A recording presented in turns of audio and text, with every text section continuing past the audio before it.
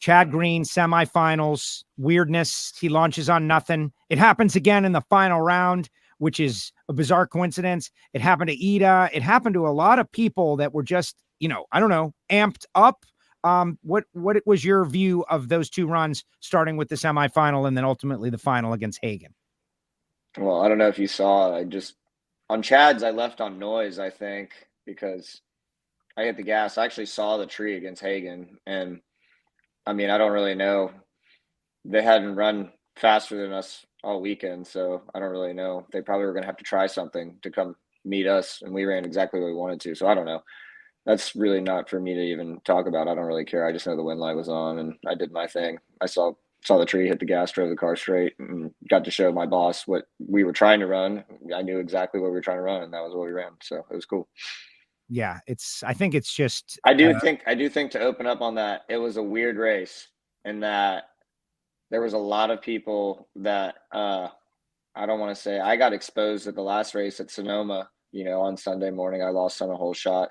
And people were getting exposed out there. If you're not on your P's and Q's in NHRA professional drag racing, they send you home quick and your weekend's over quick. And you are left to wondering what could have been. And you got a lot of time in between. You don't have any extra laps to go make it up and fix it. It's just, that's it. So I love that word. I love that saying, exposed, right? Because it's tough. It makes perfect sense. There's two people on the starting line. The entire world is watching. Something's going to happen. What's it going to be? And if, you get left on, you run quicker. Ouch. There's no better way to say it. Yeah. People put a lot of effort into showing up to these things, and they put their own time, money, family, everything. I'm pretty much putting everything on the line, when you go out there and do this. So I really want it to go well. That's all I can say. And at times that doesn't bode in your favor if you want to go, if you're trying too hard.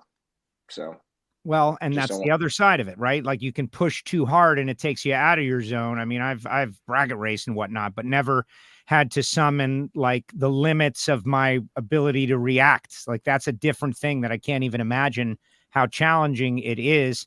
And everybody's so good right now, right? Like funny car, top fuel, pro stock, all the pro categories. It's very, I don't know how different it was than 10 years ago. Maybe you tell me, but it looks vicious out different. there. It's different. And people get to see that if they come back out and play in the waters, that it was about a decade ago that Matt Hagen made everyone speed up a little bit. And I would say that it hasn't really happened right. Prox had to have made some people speed up a little bit, and JR's answered the call, and it's been fun to watch him drive this year. And other people kind of have to answer the call if they want to come and meet that race car anywhere, anytime. You kind of have to you've never had to really do anything like that before, and as long as I've been doing this, and I would say maybe someone, if you were racing against Steve Torrence back when he was doing all that, he was doing really, really well driving, doing really, really well running the car, and it was steady.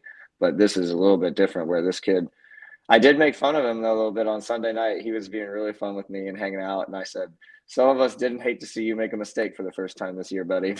So, it was just, he's really solid and his family's really solid, and they are really, really, really doing a good job this year. Well, you know what? And also that interview he gave where he just destroyed himself in front of the world for his mistake.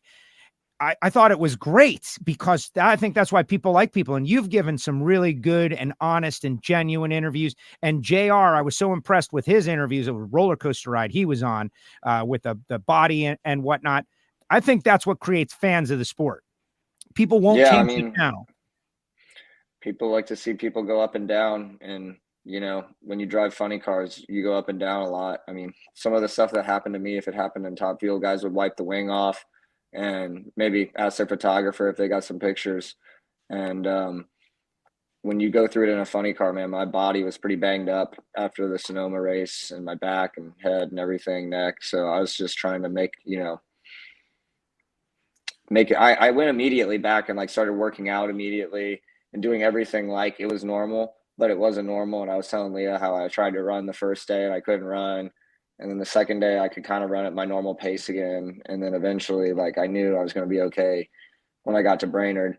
And, it was pretty fun. People don't even think about that.